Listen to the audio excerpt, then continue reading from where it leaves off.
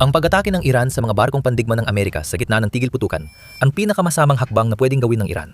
At ngayon nagbabayad ito nito sa dugo. Noong Mayo, 73 US Navy destroyer, USS Truxtun, USS Mason, at USS Rafael Peralta ang naglayag sa kipot ng Hormuz patungong Golpo ng Oman. Lahat ng tatlo ay Arleigh Burke-class guided missile destroyers na may bigat na 9,000 at 500 tonelada at sakay ang 320 mandaragat. Ang bawat barko ay may 76 na vertical launch cells na may multi-million dollar na mga misil laban sa ballistic at cruise threats sa anumang altitude. May evolved Sea Sparrow sila para sa short-range targets.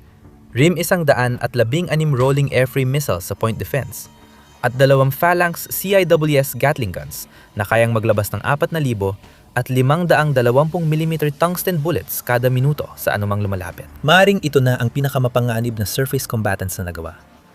Hindi nila alam, biglang inatake ng IRTC Navy ang 3 barko gamit ang lahat ng armas nila. Ballistic missiles, anti-ship cruise missiles, maliliit na bangkang sabay umatake, suicide drones.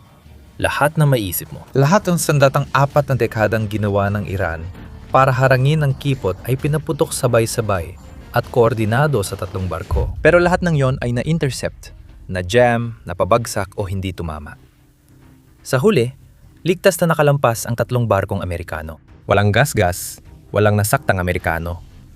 Pangalawang beses ngayong linggo na inatake ng Iran ang parehong destroyer sa parehong daanan ng tubig. Noong Lunes, naranasan ng Truxtun at Mason ang kaparehong pag-atake ng Iran gamit ang malilit na bangka, drone at misil sa parehong makitid na daanan.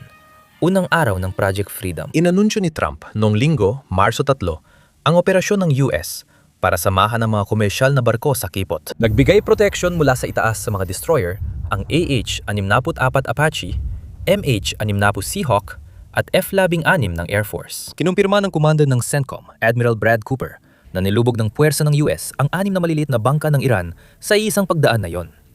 Wala ni isa sa mga papalapit na projectile ang umabot sa mga destroyer. Sobrang tindi ng atake.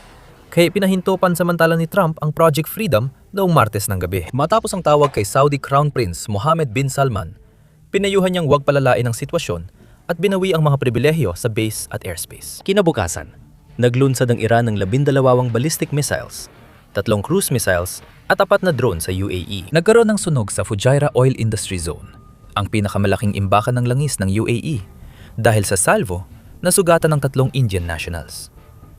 Bandang 6:30 ng gabi rin ito nangyari. Tinamaan ng Iranian Land Attack Cruise Missile ang Maltese flag container ship CMA CGM San Antonio habang binabaybay nito ang kipot